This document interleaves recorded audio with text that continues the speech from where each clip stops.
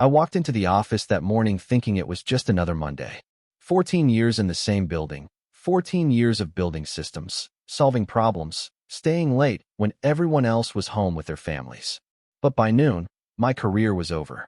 My manager, Claire, didn't even look me in the eye when she slid the termination letter across the table. Her words were flat, rehearsed. Restructuring, downsizing, not personal. And then, the part that burned deeper than the letter itself, her lover, Evan, standing just outside the glass wall of her office, wearing the smug expression of someone who'd already been handed my chair. I didn't argue, didn't shout. I folded the letter once, slipped it into my jacket pocket, and walked back to my desk. People stared. Some whispered. 14 years reduced to silence and stolen glances. Claire came by as I packed my things. She smiled, soft, satisfied, like she was erasing me piece by piece. I left without a word. Most men would have gone home, drowned themselves in bourbon, maybe thrown a few things against the wall. But that's not who I am. My name is Michael Harris, 46 years old. Senior Systems Architect, former Senior Systems Architect, at a Fortune 500 company in Chicago. I've seen how empires crumble, and it's never from the outside. It's always from rot at the core. And that day, as I walked out with a cardboard box in my hands, I already knew one thing with absolute clarity. I wasn't finished. Not by a long shot. I spent that first night in silence. My wife, Jenna, asked what happened. I told her only the facts. Fired. Replaced. Nothing more. She waited for anger, for cursing, for something explosive. But all she got was quiet. Because rage burns fast. Strategy lasts. The next morning, I opened a blank notebook. 3 words. Freeze. Track. Respond. It's a method I've carried from my father, a Navy man who taught me that in every crisis, the first move is no move at all. You gather. You watch. You choose the battlefield. I began with records. Pay stubs. Contracts. Emails. 14 years leaves a trail, and I knew where every piece of it was buried. By Friday, I had more than papers. I had patterns. The promotion that went to Evan wasn't sudden. It had been arranged months before, hidden under performance reviews and special projects. Claire had signed off on every one of them. Their affair wasn't just personal, it was structural. And it had consequences. I kept digging. The company's internal systems weren't strangers to me. I'd built half of them. And what I found in the logs wasn't just favoritism. It was fraud. Payments to shell vendors. Invoices approved without oversight. All of them tied, in one way or another, back to Claire's department. I closed the notebook and sat in the dark. Claire thought she'd humiliated me. Thought her little smile as I carried out that box was the end of the story. She had no idea she'd just handed me the opening move. And I never waste an opening. I didn't go back to the building. Not for my badge, not for my severance paperwork, not for closure. That place had already buried itself. What I needed now was distance, physical, emotional, strategic. Claire believed she had shut the door behind me. She forgot I still held the keys. The first week, I stayed quiet. No calls. No emails. Just silence. I knew silence unsettles people more than shouting ever could. It creates a vacuum, and in that vacuum, guilt and paranoia grow. By Thursday, I checked the logs again. Evan had already started accessing files that weren't in his clearance level. Claire had overridden security protocols for him. Bold. Reckless. Exactly the kind of mistake I'd expected. I wrote everything down. Timestamps. User IDs. Transaction records. One by one, I stacked them like bricks. Not for revenge, not yet. For leverage. Quiet men don't fight with fists. They fight with precision. Jenna noticed the hours I kept at the desk. She asked once if I was looking for new work. I said I was working on something else. She didn't press. She's known me long enough to understand that silence is not absence. It's preparation. The more I dug, the more the pattern sharpened. Claire wasn't just bending rules to promote her lover. She was laundering contracts through him. Small tech vendors suddenly doubled their rates after Evan approved upgrades. Claire signed off on every one. Over months, it added up to hundreds of thousands. To an outsider, it looked like modernization. To me, it smelled like theft. I remembered my father's voice. Don't strike fast, strike last. So I watched. And as I watched, they grew careless. Evan sent an email from Claire's account, sloppy, leaving digital fingerprints. He didn't even mask his device ID. It tied him directly to fraudulent invoices. He thought he was untouchable. That was his weakness. By the end of the second week, I had everything copied onto a secure drive. A complete chain of evidence. Fraud. Abuse of power. Collusion. Claire's smile as she pushed me out the door was still burned into my mind, but now it carried weight. Because she had given me reason. I didn't reach out to the board.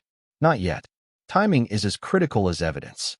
Strike too soon, and you look like a bitter ex-employee. Strike too late, and the damage grows. The art is in the moment. Late Friday night, I sat at the kitchen table with the drive in front of me. Claire thought she'd buried me. But the truth was simple. I wasn't in the ground. I was underground. And that's the most dangerous place to be, because no one sees you coming until it's already too late. The following Monday, I drove downtown, not to Meridian's building, but to a different address, a law firm. An old friend, David Monroe, had left the military years ago and built a reputation as a corporate attorney who specialized in internal fraud cases. We hadn't spoken in months, but when he opened the door to his office and saw my face, he knew. He didn't ask why. He just said, "Let's sit." I laid out the documents slowly, methodically. I wanted him to feel the weight of 14 years compressed into files and records. He read in silence, his expression hardening with each page. When he finally looked up, his words were measured. "This isn't favoritism. It's embezzlement." I nodded once. He asked if I wanted to go to the board. I told him not yet. I wasn't after sympathy. I wasn't after severance. I wanted something stronger. He understood. Men like him recognize the difference between noise and strategy. He suggested I let the system catch them in the act. Evidence is strong, but timing turns it into a weapon. That night, I set up remote monitoring. Nothing invasive, nothing illegal.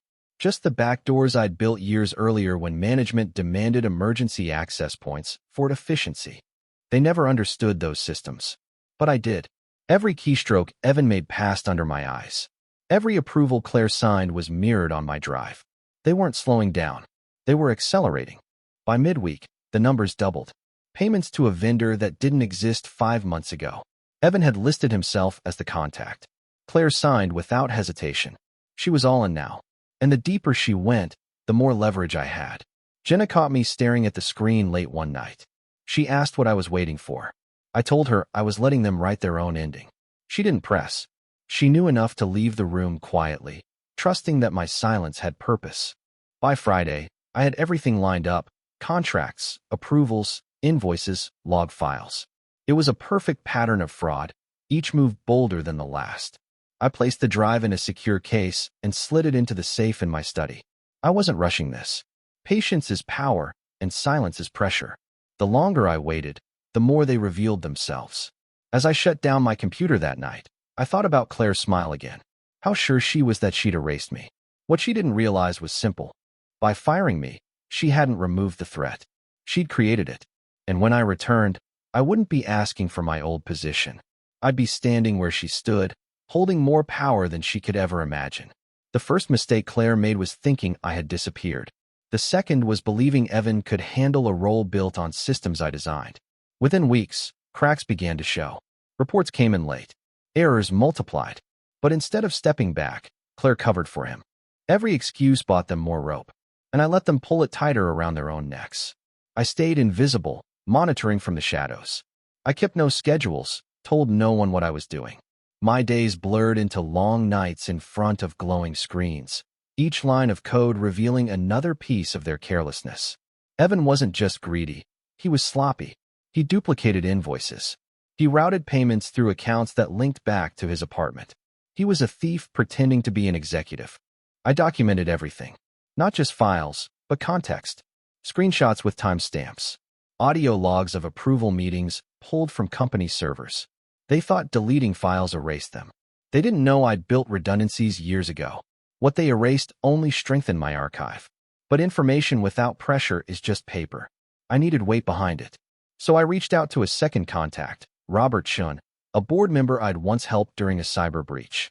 He trusted me then, and trust built under fire doesn't vanish. I didn't reveal everything. Not yet.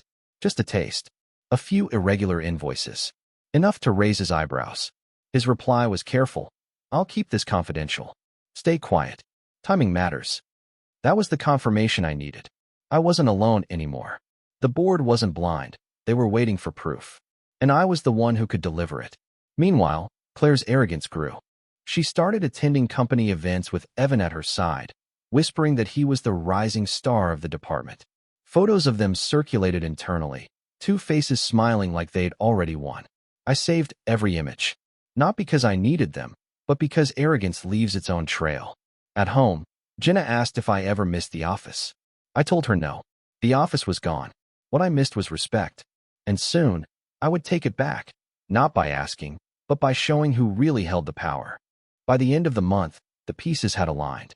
Fraud, collusion, abuse of power, all wrapped in digital signatures and bank records. Claire had built her empire on the illusion of control. What she didn't understand was that I had been dismantling it, brick by brick, in silence. And when I chose to speak, it wouldn't be with words. It would be with evidence sharp enough to cut her entire career in half. The first pressure point came sooner than I expected. A board audit was scheduled for mid-quarter, the kind of routine check executives usually sleepwalk through. But this time, Robert Chun was waiting with questions. He had quietly reviewed the invoices I sent him, and during the audit, he asked Claire why vendor costs had doubled under her watch. She froze, but only for a second. Then she smiled, brushed it off as modernization. Evan backed her up with numbers that looked polished on paper, but empty under the surface. I watched the meeting remotely, not live, but through recordings. Evan's voice trembled when the questions dug deeper. Claire carried the performance, but the strain showed in her posture, in the way her hand tightened around her pen. She wasn't untouchable anymore. For the first time, she was reacting. I didn't send more files that week. Silence works like pressure. It leaves the opponent guessing. Was that the end? Or just the beginning? Claire wouldn't know. And in her uncertainty, she would slip. And she did. Days later, Evan authorized another payout, this one larger than any before. Almost reckless, as if he believed covering old fraud required bigger fraud. Claire signed it without hesitation. Their panic was turning into fuel for me. At home, Jenna noticed my quiet satisfaction. She asked if something had shifted. I told her, they're starting to sweat. She nodded, understanding that meant momentum was building. She didn't need the details. She trusted the silence. The following weekend, I compiled everything into a single encrypted drive. Contracts, logs, approvals, screenshots, recordings. A perfect timeline of corruption stretching back nearly a year. But I didn't send it yet. Evidence is only half the weapon. The other half is timing. Instead, I made a smaller move. I created an anonymous account and sent Evan a single email. We know. No attachments. No explanations. Just 2 words. Enough to unsettle, not enough to trace. The response was immediate. He changed his passwords. He called the IT department, demanding an internal security sweep. Claire pulled him into closed-door meetings that left her looking sharper, more brittle, every time she walked out. I didn't need to see their conversations to know what was happening. They were turning on each other, or at least questioning if the other one had slipped. That was the beginning of the fracture. Claire had power, but Evan was her weak link. And when pressure builds, weak links snap first. I just had to keep tightening the silence until it happened. The fracture widened faster than I expected. By midweek, Evan had begun making mistakes even a junior analyst wouldn't make. He approved duplicate invoices within hours of each other, routed funds into an account already flagged by the bank. It was desperate, sloppy, and dangerous. And Claire noticed. I watched their tension bleed through the system. Meetings stretched longer, emails grew shorter. Evan logged in late at night, as if trying to fix problems before Claire saw them. But every fix left fingerprints, and every fingerprint added to my archive. He was unraveling, and she was running out of patience. Robert Chin called me quietly one evening. He said the board had started murmuring. Claire's explanations weren't adding up. They smell smoke, he said, but they don't know where the fire is. I told him to wait. The fire would show itself soon enough. That weekend, I added one more push. Another anonymous email. This time not to Evan, but to Claire. For words, check his accounts. Now. I knew she would, because silence is heavy and suspicion is poison. Sure enough, 2 days later, Evan attempted to reroute tens of thousands into a new shell company. But he wasn't fast enough. Claire rejected the approval, her first time pushing back on him. The logs told the story. her ID overruling his, a move she hadn't made in months. That was it. The beginning of the split. From that point on, their alliance turned brittle. She started reviewing files herself. He started erasing logs, but he was too late. I already had them. I didn't need to create chaos between them. I only had to let their fear do the work. At home, Jenna asked if I felt satisfied yet. I shook my head. Satisfaction wasn't the goal. This wasn't about revenge. It was about balance. They had stolen something that wasn't theirs, my position, my years, my respect. I wasn't going to yell or beg to get it back. I was going to show them consequences. By the end of the month, Claire and Evan barely appeared together at meetings. Their smiles faded. Their confidence cracked. And in the silence between them, the board began asking louder questions. They had thought firing me was the end of a story. They hadn't realized it was only the prologue.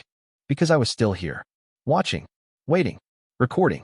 And now, the ground beneath them wasn't just shaking, it was collapsing. The moment came when the board announced an unscheduled finance review. It wasn't framed as an investigation, but I knew the difference. Robert had quietly nudged them, planting enough doubt that they wanted answers Claire couldn't give.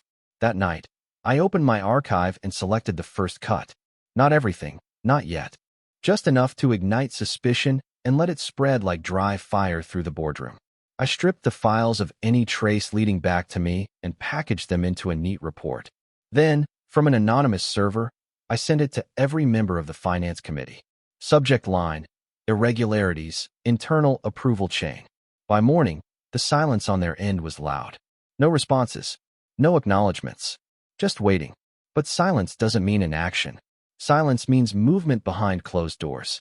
And I knew, when Claire walked into that review, she would find the air colder than she expected. The logs told me everything.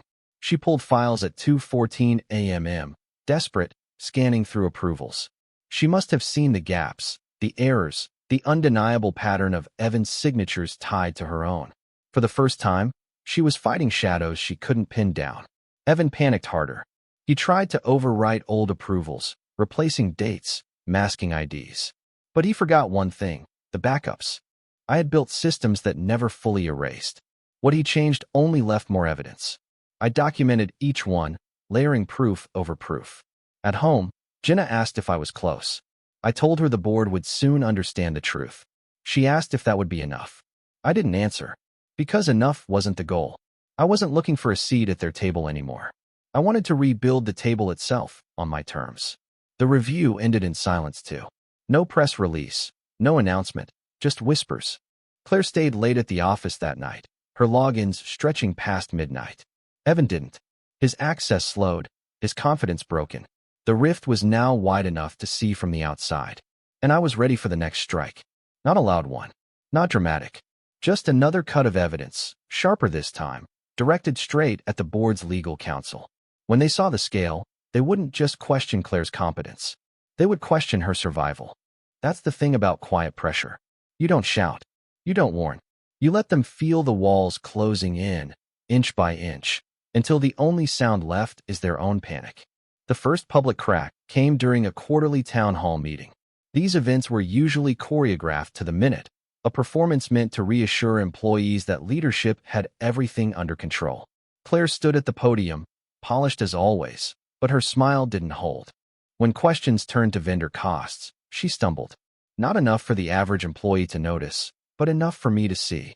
Her voice clipped, her answers vague. And behind her, Evan sat stiff in the front row, his hands folded too tightly.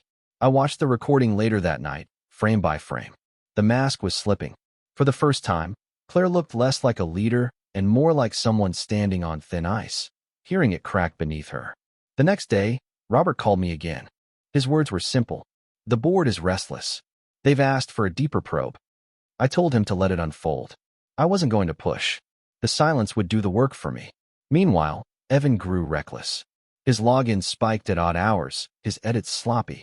He deleted files that were already archived 3 times over. His desperation was becoming visible, even outside the system. Employees whispered that he looked nervous in meetings, that Claire was snapping at him in the hallways. Pressure does that. It strips away composure until only raw fear remains. I sent one more anonymous packet, this time not to the board but to internal audit. A clean set of documents showing fraudulent approvals, each one traceable to Evan, each one tied back to Claire's oversight. I didn't add commentary. I didn't need to. The documents spoke louder than any accusation. Within a week, the board launched a formal investigation. Claire tried to project calm, but the company rumor mill spun faster. Employees noticed when her office door stayed shut, when she avoided eye contact, when Evan stopped attending team meetings altogether. Silence was now her enemy, not her weapon.